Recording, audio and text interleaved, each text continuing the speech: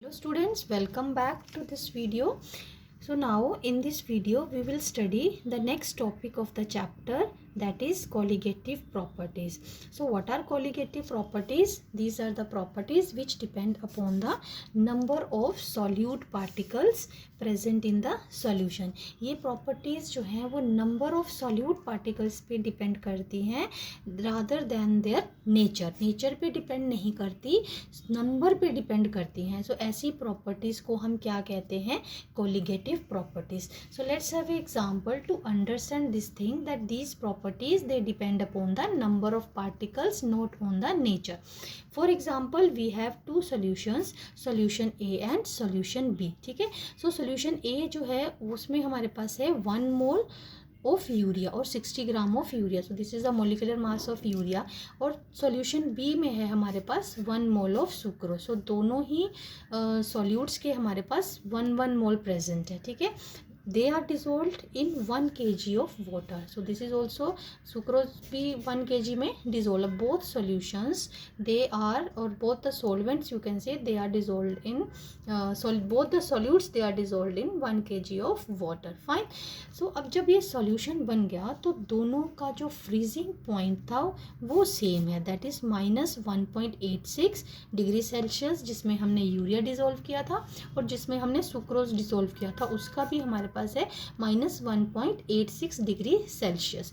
Note 0 which is for the pure water. So 0 तो हमारे पास pure water का रहता है. ठीक है. प्योर H2O का हमारे पास 0 डिग्री सेल्सियस रहता है. लेकिन जब भी कोई सोल्यूशन बनता है या वाटर में हम किसी नॉन वोलेटाइल सोल्यूट को डालेंगे तो उसका फ्रीजिंग पॉइंट जो है वो हमेशा उससे कम हो जाएगा. इसको डिटेल में हम नेक्स्ट वीडियोस में भी देखेंगे जब कोलिगेटिव प्रॉपर्टीज़ को 1 by 1 स्टडी करेंगे. Fine. So 1 mole of all the substances, you know that is equal to Avogadro's number. So here 1 mole of urea means 6.022 into 10 raised to power 23 molecules. So same here, because we are taking the 1 mole of both the solute. So this is the common thing between the two, otherwise by nature both are very different. Fine. So तो क्या यहाँ से क्या clear हुआ कि दोनों में number of particles same थे. ठीक है. सो इसीलिए दोनों में जो डिप्रेशन आया फ्रीजिंग पॉइंट में वो सेम आया. ठीक है. इट मीन्स, और इससे हमें ये क्लियर होता है कि ये colligative properties they depend upon the number of solute particles, not upon the nature. अगर नेचर पे डिपेंड करती तो इनमें डिफरेंस होता, क्योंकि दोनों ही केमिकली बहुत डिफरेंट हैं, यूरिया और सुक्रोज. ठीक है. सो ये एग्जांपल से हम ये शो कर सकते हैं कि कोलिगेटिव प्रॉपर्टीज़ जो है they depend upon the number of solute particles. Next about the colligative properties जो हमारे पास हैं उससे related information. So these properties they are the properties of the dilute solution. So these are the properties of the dilute solutions. इसीलिए हम इसको colligative properties of dilute solutions भी कह सकते हैं, क्योंकि डाइल्यूट सॉल्यूशंस जो हैं उनका बिहेवियर मोर और less they show the ideal behaviour, because dilute solutions as they contain very less amount of solute particles. तो जो उनमें हीट चेंजेस और वॉल्यूम चेंजेस होते हैं due to mixing of solute and solvent वो बहुत negligible होते हैं. ठीक है. फॉर प्रैक्टिकल पर्पसेस ये एक बहुत इंपॉर्टेंट पॉइंट बन जाता है दैट हीट चेंजेस और volume changes they are negligible. Then one more thing, that dilute solutions they obey Rolle's law. So now which colligative properties we have, that we will study in our next videos. So one by one, this is first colligative property is the relative lowering in the vapor pressure. Next is elevation in the boiling point. Next is depression in the freezing point, and this one is next is osmotic pressure. So all these are the colligative properties that we will study one by one in my next videos.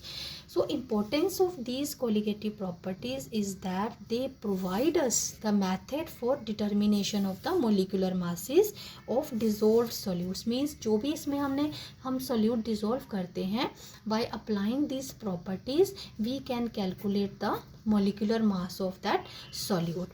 So हम जो भी formula और जो भी property को apply करेंगे molecular mass को निकालने के लिए, उसके बेस्ट रिजल्ट्स हमारे पास तभी आएंगे कि जब हमारे पास ये कंडीशंस जो हैं वो सेटिस्फाई होंगी. लाइक कौन सी कंडीशंस हैं कि जिससे हमारे पास बेस्ट रिजल्ट्स आएंगे to calculate the molecular masses of the substances or the solutes which are dissolved.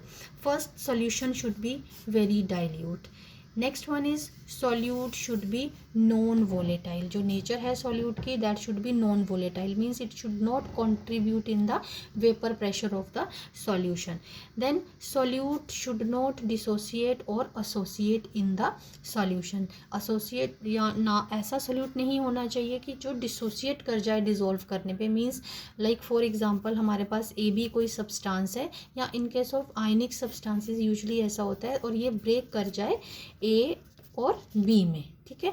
और एसोसिएशन भी नहीं होनी चाहिए. सपोज हमारे पास ये ऐसे दो सब्सटेंसेस हैं और ये दोनों या एक ही सब्सटेंस के दो मॉलिक्यूल्स हैं. सपोज एक ही सब्सटेंस के दो मॉलिक्यूल्स हैं और वो एसोसिएट करके दो उसके मॉलिक्यूल्स एक बना दे, तो इसको हम एसोसिएशन कहेंगे और इसको हम डिसोसिएशन कहेंगे. तो ऐसा कोई प्रोसेस नहीं होना चाहिए ताकि हमारे पास एक्यूरेट मोलिकुलर मासेस आए. So these are the conditions which should be fulfilled to have the accurate results about the or you can say during the calculation of the molecular masses. तो अगर ये condition satisfy है तो जो भी molecular mass हम इन properties को यूज़ करके कैलकुलेट करेंगे, so that will be accurate one. So that's all with this video. In next videos we will study these properties one by one in detail.